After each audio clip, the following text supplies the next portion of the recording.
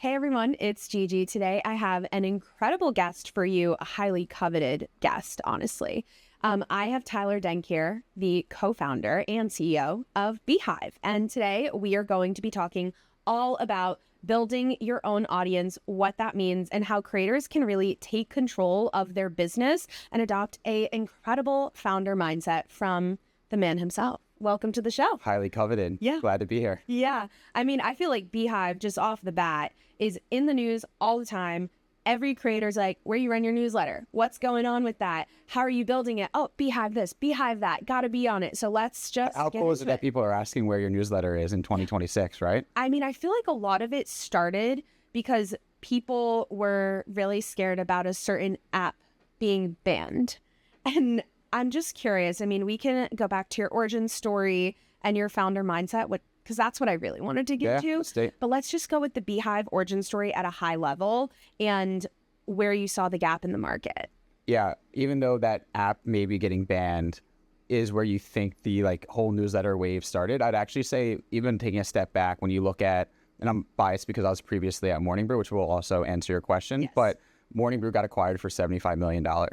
The Skim was raising tons of money. Axios got acquired for $500 million. Like all of these newsletter first media businesses prove that you can actually build a very large, successful business around it. Yeah. And then you see individual creator, I don't even know if he'd consider himself a creator, but like Ben Thompson of Stratechery is kind of like the OG who decided that he can create a subscription business around a newsletter. Right. And so you see all these examples of writers going independent, of content creators that were on YouTube launching newsletters.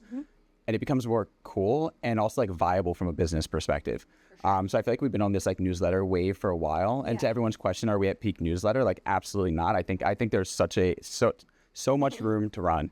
But my backstory, I joined Morning Brew back in 2017 as the second employee, self-taught software developer, always had a chip on my shoulder. And I knew Austin Reef, who's one of the co-founders, from being back in Baltimore, where we grew up. And we were just talking on the phone. He's like, hey, we want to do all of these things. We want to build all these things. We have no one to build it. And I had $55 in my bank account at this time, living in my parents' basement. And he was like, would you be able to build this referral program for us? And I was like, absolutely. I had no idea how to build it.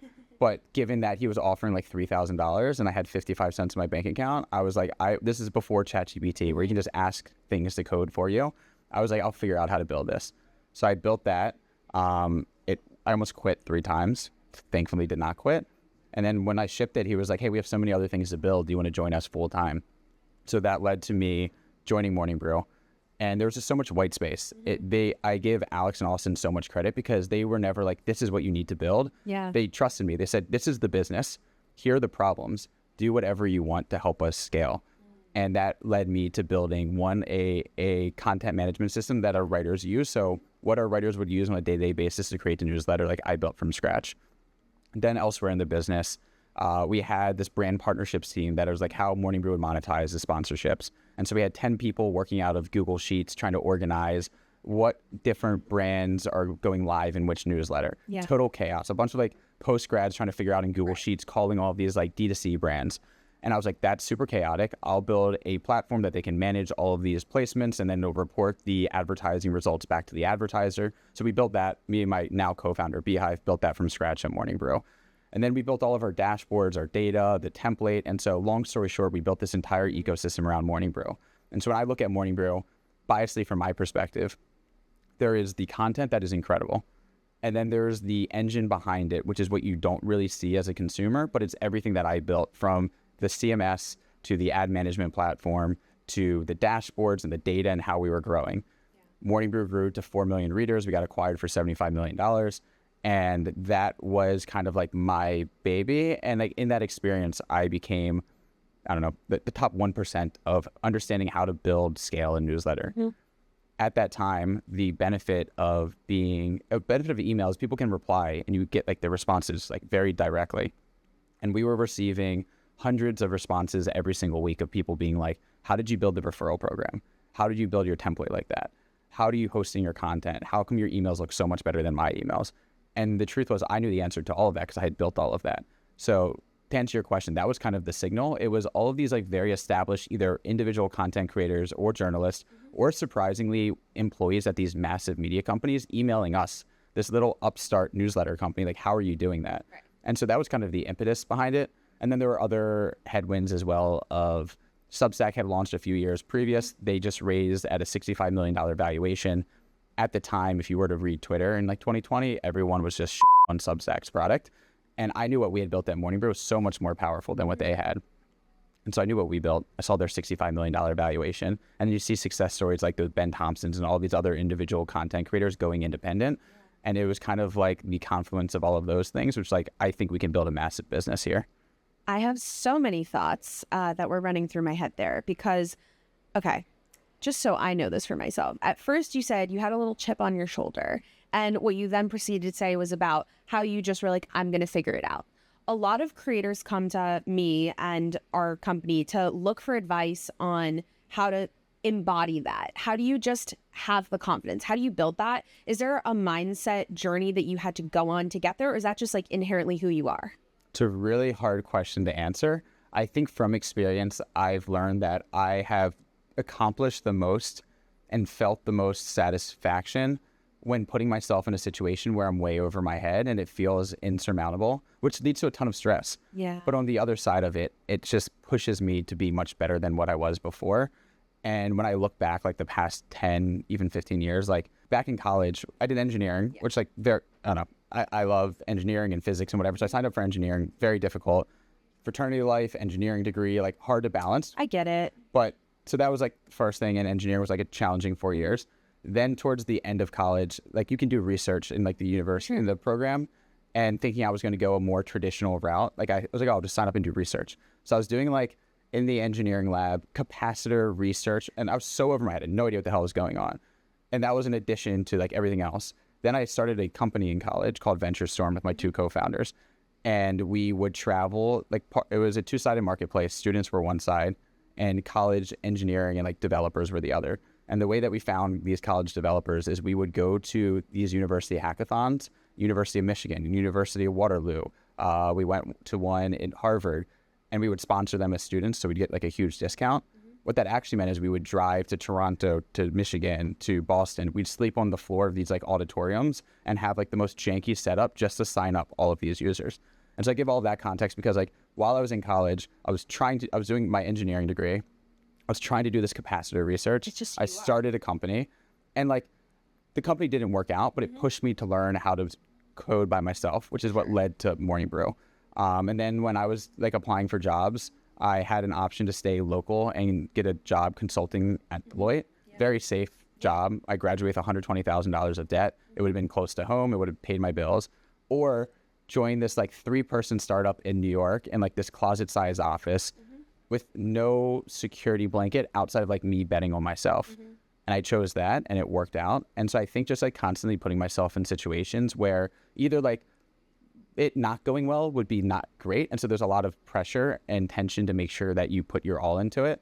And just constantly feeling like every decision that I made, I'm like in over my head a bit, pushes you to like kind of be more. And I've just constantly done that time and time again. I believe that pressure ends up leading to curiosity, which leads to growth. And that honestly is what I would also attribute to like my success in building what I am doing now. But another thing you mentioned was about joining a team and like willingly having bosses or managers who are willing, or partners that are willing to just like trust you inherently. And obviously you've built a killer team over at beehiiv. Can you just talk a little bit more about your people and comms skills in terms of like how to choose the right talent? Because again, a lot of brands on the social side come to me and they're like, Gigi, how do we build a great team that communicates not only with the creators, but with the managers and then to the CMOs and the C-suite? But then for creators, how do they build a team? How do they choose the right people? For me, it's all about high agency, which I think is like the buzziest word to say these days. But like there's certain people that we hire, and like before they even start, they have, here's like my like first 30 days. Like, this is what I want to focus on. Here's what you're doing terribly wrong. This is what I'm going to fix. And they start to prove themselves so quickly. And those are the employees I consider like, I don't have to think about that side of the business. There's so many, at a team of 130, there's so many people and our team's amazing, that I do have to lean in more and be like, are we doing this? Are we hitting these deadlines? Are we on time? And then there's some where I put zero brain power into thinking about anything that they're doing because I just know that they have it and I can trust them. And so I think on the flip side, as someone who can like take ownership, show that you're willing to like think, go above and beyond and just contribute. And communication is so important. We are a totally remote company. We have 130 people across maybe 15 different countries, probably like 8 different time zones. And so communication is just so important, and like how you are able to effectively lay out what's top priority, what the blockers are, what everyone, I don't know, communication is like the biggest thing by far. Yeah. But a high agency for sure. What makes somebody a good communicator as a founder? It's a great question. I always say that I think my most important job is storytelling. Like I had to convince my 2 co-founders who at the time were just recently married and like thinking about starting a family, had a secure job at Morning Brew. Like at that point, Morning Brew had been post-acquisition, paying the bills, very secure job. To be like, hey, I know that you have like this perfect life. You just got married. I think we could start all over and raise money and build this thing from scratch. And they were initially more not risk tolerant, whatever the adverse is the word we're looking for. I believe so. Yes, we'll go with that. And it took a lot of convincing and storytelling to be like, hey, here are the different pieces we can put together to make this vision come to life. And then I painted this picture of like, I think this could be, I've been saying it from day one, and people think I am crazy from when we're making $1,000 a month in revenue. And I'm like, I know this can be $1 billion business. Like there's part of it that it's kind of irrational, but there's part of it that you like genuinely have to believe it. And you can't just say things like that, but you then have to like take them from point A to point B of like, we're going to launch these things. We're going to be able to take on these customers. And you start to see like where the plausible deniability that actually could happen. Right. And you kind of build on that. So like a lot of me as a founder is storytelling of like, yeah, we have a $40 million business today. I think we're like not even scratching the surface of what's possible. And I think we have these 5 things coming up that's going to unlock this capability, and our users are going to have this much more success. And you just kind of like build stack these puzzle pieces on top of each other and be able to paint this picture. Because at the end of the day, everyone at our company has equity. Everyone's a shareholder. If this thing IPOs one day or gets bought for $10 billion, like everyone at the company will be very financially happy because of that. And so there's that story. And then the second part to that is, it's one thing to say, this is what we're going to do. You have to make sure that everyone feels seen in what their part is in doing that. So it's like, yeah, we're going to do all these grand things. And maybe the 8 things I rattled off are all very product focused, but how do you let the support team know and the customer success team know that like we also can't get to that final destination without them playing their part? And so it's some balancing act between all of that. Super cool. What percentage of the company's Gen Z and millennial? It's a great question. If you don't know, it's fine. I'm just curious. Yeah. Like, are you hiring the young? What's interesting is like in the early days, we got torn apart on LinkedIn for saying young and hungry before because apparently that's ageist. But straight up, but the early days, like young and hungry is like kind of the recipe for a few different reasons. Right. As I'm telling this story, it's much harder to convince someone who has like 4 kids, a mortgage, and like a very established family that like, hey, you're going to join this tiny startup that has no track record and we're making $5,000 a month. You should quit your job and we're going to pay you less than what you were earning before. It's a very hard story to tell. That is part of the storytelling. And at every stage of the company, I've had to convince people that took a pay cut or what they were getting paid in salary is now getting paid in like equity, which doesn't really mean anything until it means everything in the future. And that's part of the storytelling and convincing that we have to do. So like early days, and then going back to like what I look for, like young and hungry, wants to prove themselves, chip on their shoulder and hustles. That's like what the makeup of the company was for a while. Then you get to a point of like maturation where like we need we've hit different points of the company. When we hit 20 million in revenue, the people that had got us from 0 to 20 were incredible. And like we wouldn't have been able to get there without them, but they have never seen 20 to 100. And it's like a different beast. It's different problems. It's different processes. And you kind of need people that have been there and done that to get you there. And so we've had a few growing pains like that. But once you're on the other side of that, then you bring in like kind of like the more mature person. So I didn't answer your question whatsoever, but I'd say it's shifted over time. Yeah. We've gotten more mature as a company has grown up. I feel like as a Gen Zer here, a lot of times I'm seeing discourse around like, oh, Gen Z team needs to be a Gen Z team and it needs to be that way forever. But what I'm hearing from you is like, it works until it doesn't. And then you just fix it when it's broken. I also don't think Gen Z or millennial, yes, there are definitely cultural differences in them. And to me, I couldn't care less about age at all. It's really just attitude and agency and willingness to, like, do you believe in the mission? Do you want to put in the work? Are you passionate about what you do? Because I think there's something too around people who are really good at what they do, but they don't like it. Like, there's a certain energy. I think business is very much art and science. And so like, I'll give you an example. I'd say, to throw them under the bus, which I always do, our CFO and COO are very science. Like, it is like, here's the P&L. This is how much things cost. If we were to cut this, we would make this much more money. If we invest in this, we make this much more money. And so it's very matter of fact. The flip side of that is like the art of business is like, there's like an aura around brands. There's energy, there's vibe, there's brand perception that you can't always quantify. Us being at Cannes, what's the ROI on that? There might be there might be a few deals that we do, which is like very literal. Like, we close deals on the sales team. That's ROI positive. Of course. There's also shaking hands, meeting people, showing that we have a presence here, being on podcasts like this that build to the story and the brand that is like a little bit less tangible. And so an example of that would be like, we have something called the Beehiiv Media Collective. It's for independent journalists who want to leave traditional media companies like CNN, New York Times, and go independent. When they're at those media organizations, they have the benefit of like a legal team. They have editors, they have insurance, they have a salary. To go independent is very scary.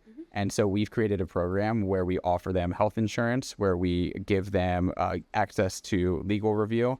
We give them Getty Images. We give them like a support person, and they don't pay for the platform. It's incredible. So very literally, it costs a lot of money to do all of that. And the science of the business would say, hey, we would save maybe $2 million a year if we just did not do this media collective. But the art of that is we have so much goodwill and press. And when we speak with these journalists, and I was at the White House Correspondents' Dinner in D.C., we hosted a party there. So many of our media collective people were there. And they make introductions like we can't even see, but behind closed doors, to other people that they're raving about beehiiv. Because like Lachlan, for example, from Breaker News is like, hey, you gave me the media collective, and now I have a business that pays my bills, and I'm totally stable as an independent journalist doing my dream. And that was only made possible because of you. And he's the biggest cheerleader for beehiiv. And it gets so hard to quantify that. But that's like the art of business. And so that's why I think it's really important for like any founder as well. Like, I like that our CFO and COO are very science, because I'm very art, and it nets out somewhere in the middle. Totally. Let's talk about the part of being a creator that no one romanticizes. The paperwork, the brand deals, the contracts. The moment a sponsorship goes from DM to something real, and you need a signature. That's where Adobe Acrobat earns its place in your business. You can open a contract, fill and sign it right from your phone, and send it back in minutes with no printing, no scanning. And if you need the brand to sign too, you can request their signature, then track exactly when it's viewed and signed so nothing stalls in someone's inbox. Closing deals is the work. So Adobe Acrobat makes signing the easy part. Sign, send, and close wherever you're creating. Try Adobe Acrobat today. So before we move on to just talking about creators for the latter half of this show, I did want to ask about going into business with like friends and former colleagues and what that relationship has been like, because I've heard very messy stories about friends in business, especially in the social media, podcasting, media company world, but I've also heard success stories. So I would love if you could impart some wisdom on that. Yeah.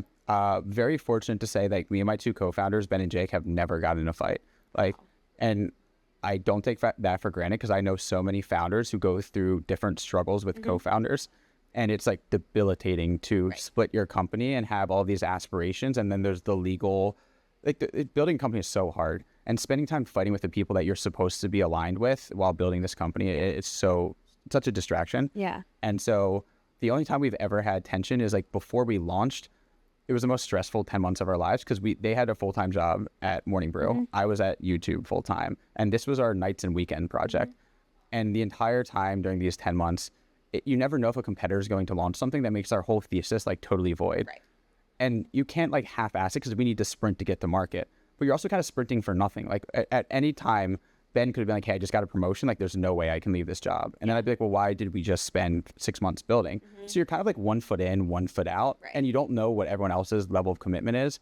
and they were on a 2-week trip working remote in Costa Rica. And I was like, you guys have to like focus and build. They're like, hey, we're with our families like on vacation. And it was just like a very high tense moment because I saw the small window we had to get to market and build something. And I was like, I know this can be a massive company, but we have to take it seriously. Yeah. That being said, we've never got in like an argument or fight ever.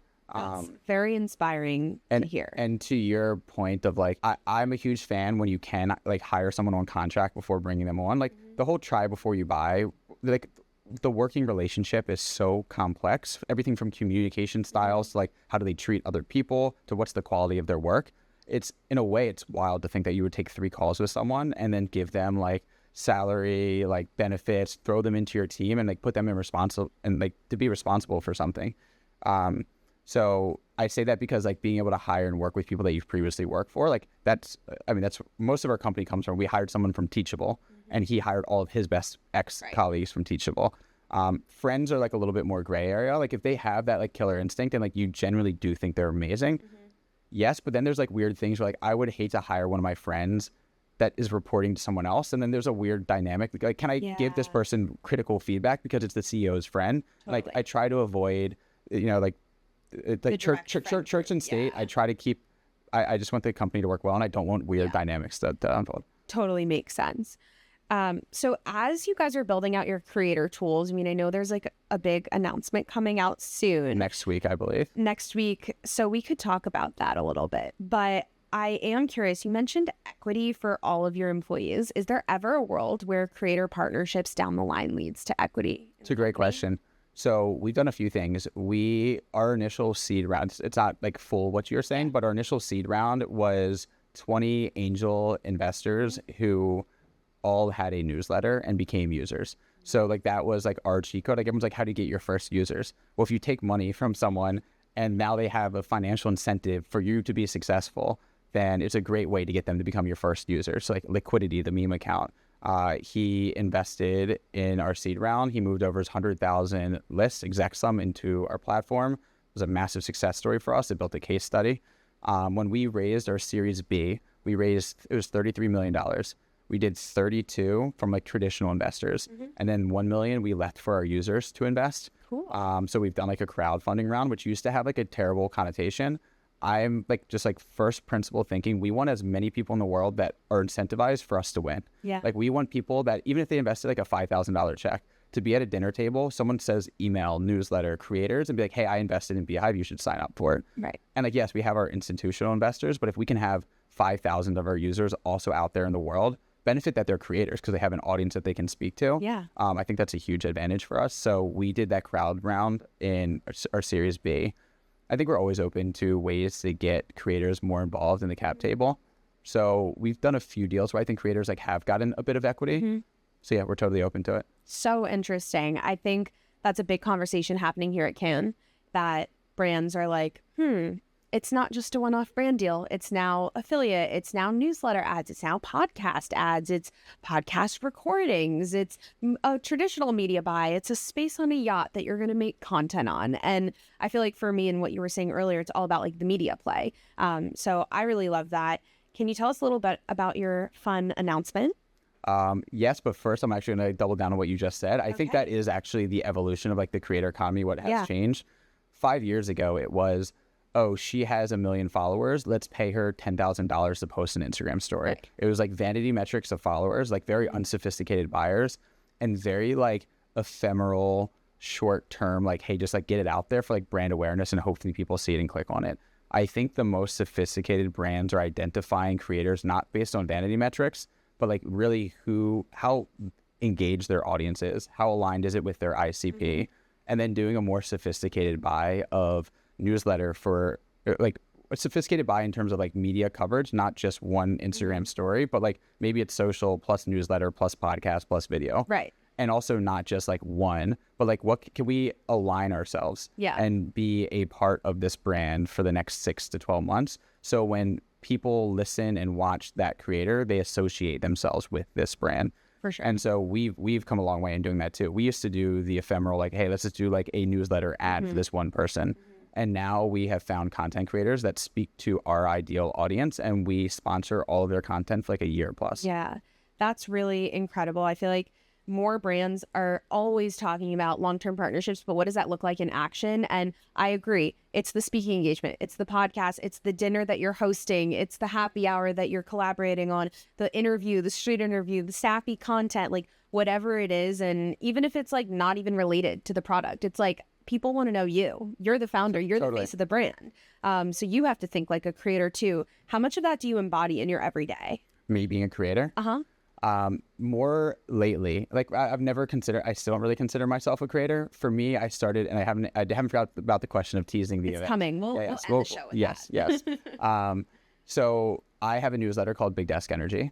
Goes to 130,000 founders every Tuesday. And the thesis behind that wasn't, I want to be a creator. It's one, I've seen the power of our users launching newsletters and having massive success on the platform. I would love to be able to emulate that. Two, I lead the product team, and there's no better way to understand what we need to build and improve in the product than me using the product every single day. Yeah. And then three, I think there are like second order effects of me putting my ideas and thoughts and philosophies out in the world that would attract like-minded people that would also ideally be our users. So I launched this newsletter to do kind of all three of those things. Yeah. My newsletter is a behind the scenes of what it is to be a founder and how we're building this company. Love it. My thesis there is most founders are very close to the chest on things. They think they have found some secret sauce. They don't want their competitors to know why something's working or why something's not. Or they're just busy and they don't want to be a content creator, which is like totally legitimate as a startup founder. But I partially altruistically like would have loved to have learned from like a mentor or someone to show me like what's the non-flashy like revisionist history of like how you actually built this company, because it is so much harder than what people make it seem to be. For sure. But no one talks about the downsides, the mental health side of things, the difficulties of hiring and firing and outgrowing your team. And I just saw a gap in the market to be able to provide that content. My brand has always been, and it's how I talk now. It's how I talk to my team. It's how I talk to my friends. Like one thing about working at beehiiv is like everyone's just them. There's no like, I think it's so funny that people wear suit and tie, dress up, and like talk so differently to their coworkers than they do like their friends. Yeah. Like everyone brings themselves to work, me included. And I am always totally blunt and straightforward and transparent. We share revenue with the entire company. We share burn. We share like strategic decisions. We share our board decks with every employee. So like everyone has full access and transparency to everything at the company. Right. So if you apply that same philosophy to me building in public, it's the same thing. I talk about when we had to lay off a third of the growth team because it was like the wrong skill set for what we needed next. I talk about when my co-founder passed away. I talk about all of these different things that have happened through this journey, which makes it very relatable because it's not just like sunshine and butterflies to build a company, which is all you hear from successful startup founders. So a very long-winded answer saying like that's how I've kind of backed into creating content. And now like I'm very intentional about posting on like X and LinkedIn every day. My newsletter goes out weekly, and there are second and third order effects to being a content creator that's driving more business to beehiiv. And that's obviously like one goal, but I think just being able to help other founders is another big part of it.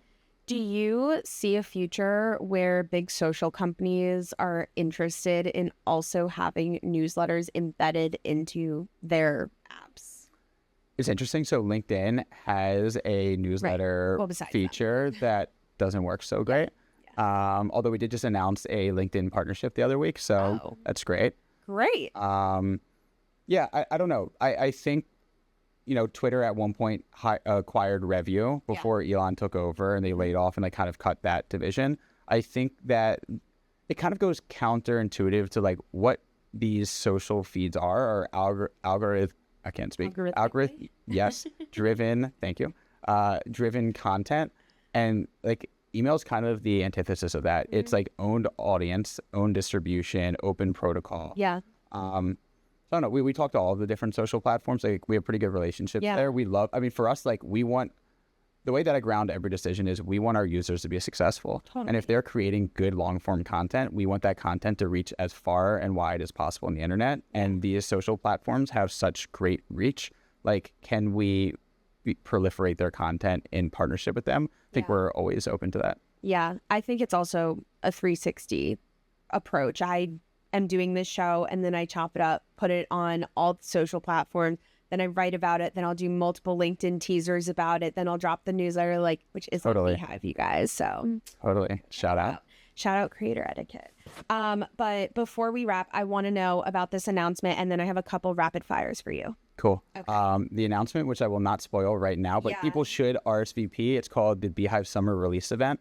You can maybe in the comments below or something RSVP. The comments will be below. Yes, they always are. The thinking behind what we're about to announce, it is the biggest announcement we've had in company history. I think it reflects what I consider like the evolution of like a successful creator. Creators today that are the most successful aren't just video. They're not just podcasts. They're not just newsletter. Like when you look at a Colin Samir or you have, like you said, you're on social, you're on YouTube, you have a podcast, you have a newsletter. And so our roadmap started from, can we rebuild Morning Brew to do newsletters better than anyone else? And I genuinely think we've built the best email newsletter product in the market that competes with like enterprise solutions. Then we acquired a website builder, and you can host your website on beehiiv. We launched digital products last November, so you can sell templates, ebooks, guides, consulting sessions directly on beehiiv. And then a few months ago, we launched podcast hosting, so you can host, distribute, and monetize your podcast directly on beehiiv. Yeah. So if you can see where this is going, as you go deeper into the creator economy, there are more things that creators want to do to go deeper with their audience. And I think historically it has been 8 disparate different platforms that you have to integrate and play nicely with each other where they rarely do.